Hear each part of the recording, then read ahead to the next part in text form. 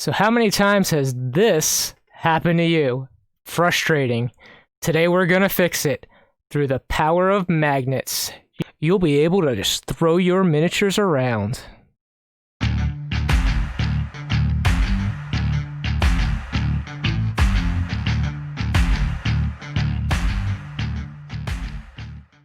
Hi guys, Jonathan from Two Raven Studios. If you're new here, welcome. Please subscribe. We have new videos every week and you don't want to miss out. So today, if you couldn't tell by the intro, we're going to be talking about magnets and magnetizing your miniatures. Specifically, we're going to be magnetizing some miniatures from a Song of Ice and Fire miniature game by CMON Games. But you can apply this to any miniatures. I magnetize all my miniatures just for transport, but it's particularly important in this game because we have these movement trays and it's nice to be able to not have to worry about them falling out of the movement trays. So that's what we're going to work on today, is getting these on these movement trays. So the first thing we want to talk about is what magnets are we going to use. The size-wise, I normally go for the Ice and Fire miniatures with a 6 by a 1.5 millimeter. The magnets I'm using today are 8 by 1.5 because it's what I could find, but the important is the 1.5 height. The important thing to remember about the size is if we have it too recessed, it's going to want to pull off because the magnetic pull is constantly pulling at it. But if it's too high, we have the other problem that the magnet's sticking out of the bottom of the base. So we want the right height. So for a Song of Ice and Fires, the right height is about 1.5 millimeter. If you want something for Warhammer, they're actually a little bit deeper bases. So it depends on what you're doing. And we'll talk about later if you don't have one that's deep enough for the base, what to do. But for the Ice and Fire, we want 1.5, and as I said, today I'm using 8 millimeter. You can also use 6 millimeter is what I normally use. Important thing to note is the placement on the base. So you may want to just stick it in the middle. It's kind of what I used to do. There's a problem with that though. So if the miniature is stuck to something like the metal plate, or if it's in the movement tray, if I pull straight up, it's kind of hard for it to come off, and there's no real way to make it easier to come off. And that's a problem in game, because if I'm trying to remove miniatures from the movement tray and I'm moving the movement tray all over the place because the miniatures don't want to come off, it's a problem. So there's a better way to actually do it.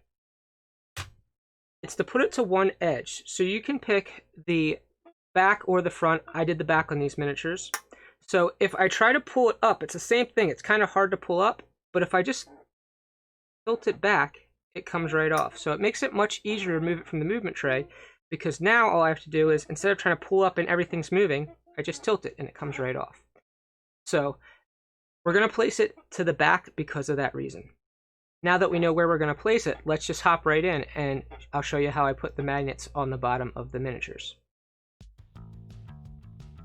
So based on the pose of the miniature, you might have to cut some of these nubs off to get the magnet on the back. So just get a pair of clippers and snip it right off. That's pretty easy.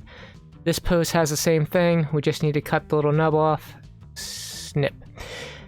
Some of the other poses might not be as simple. Like this one has the number on the back, so we're gonna have to cut that off. You can do it with a file. This is actually the hard way to do it, so scraping at it with the file.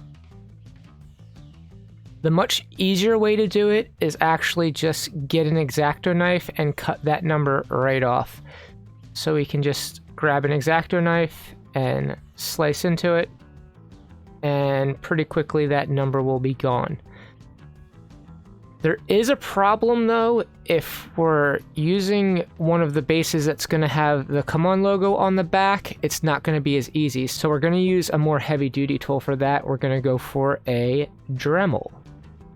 So for the Dremel, I normally use a head that looks like this, but a little bit smaller. I can't find the one I normally use, so today what I use instead is this end. I'm just going to use the end of it. Kind of see how I'm going to use it in a second. So we'll just turn the Dremel on, grab the base, and we're just going to go straight in on the base like this and just use the tip of that bit to grind off that logo on the bottom. And it's a lot less arm work here, nice and easy. Just let the tool do the work for us and smooth the bottom of that base right off. So to glue on the bottom of the base, we're going to need a couple things. We're going to need super glue. We're going to use an accelerator. I just put it in this little bottle because that's original bottles of spray. and the magnets. You can kind of see I have that square magnet on the one end just to make sure I have the polarity the same on all the magnets. When I glue them on, I know which end to glue on. So I'm going to do one pose at a time, so I'm just going to take these 3 guys. And we want to make sure we know where we're gluing to be on the back.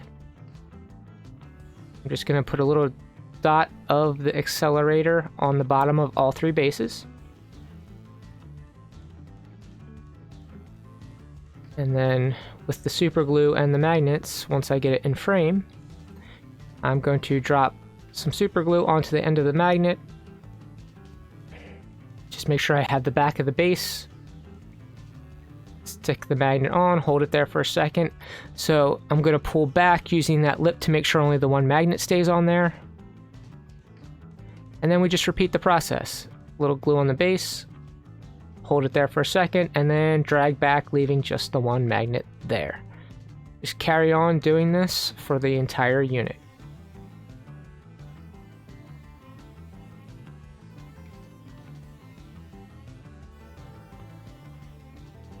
So now they're all in the tray magnetized, and there's a couple different ways to magnetize them to the tray. I'm going to actually stick the magnets to the bottom of the tray itself. The reason I do that is so later on when I want to put the tray in my case, the magnets will hold it to the case.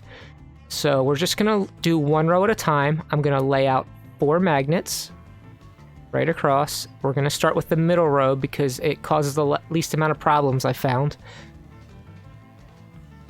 So once you have them laid out kind of in a row, we're just going to go across the row with a dab of super glue on each one.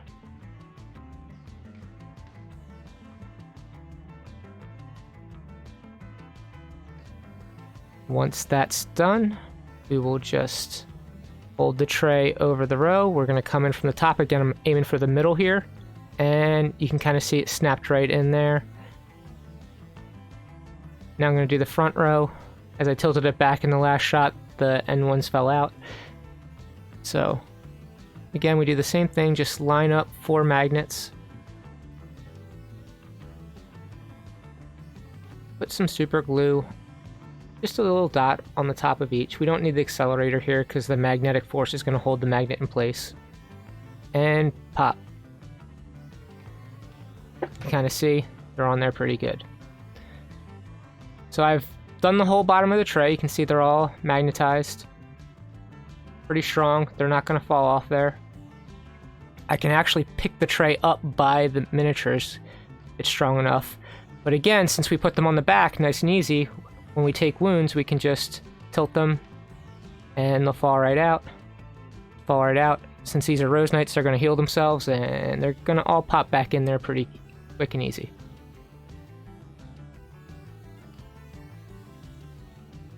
So we just have this magnetized unit nice and easy.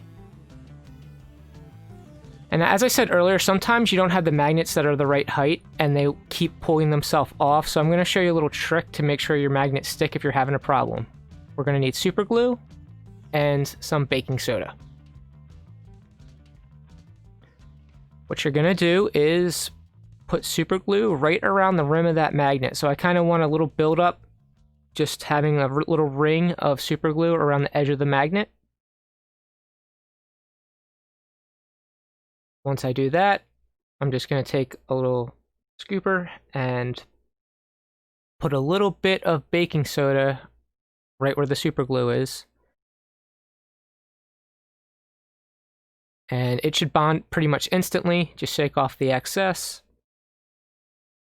And now it's almost like you created like a ring of concrete around the edge of that magnet, and it is not going to come off. It's stuck on there.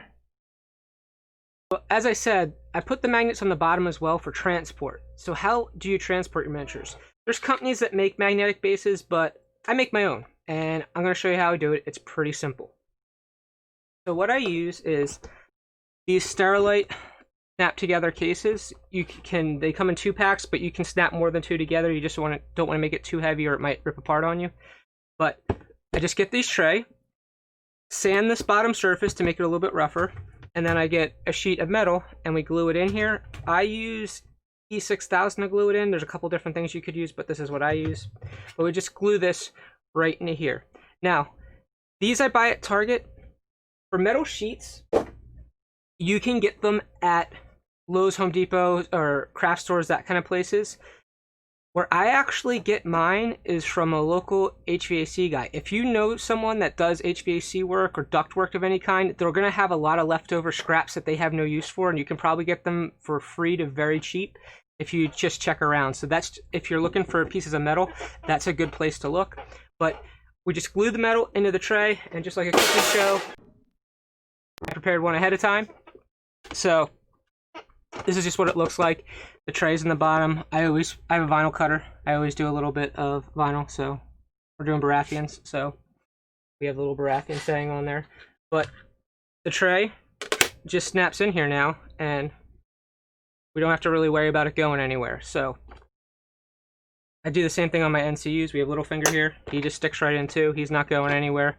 So easy way to transport. You can put a bunch of these together. They all snap together, and then you have a stack of them, and you can carry your whole army around pretty easily that way. It's a very inexpensive way to transport your armies, so it's what I use. So as I said in the beginning, you can use this on any type of miniature game. I use it on my Warhammer miniatures, my Legion miniatures. Every game I play pretty much, I magnetize this way. It's especially helpful in Ice and Fire because of the movement trays, but anything, it's helpful to transport. Like I said, I use those Starlight trays. Boom, good to go. I hope you found that useful. If you did, please leave a like. Do you have any tricks for magnetizing your miniatures? If you do, let me know in the comments below. I always like to see new tricks. Tune in next week where we're going to play with some fluorescent paints to see how we can get really bright miniatures.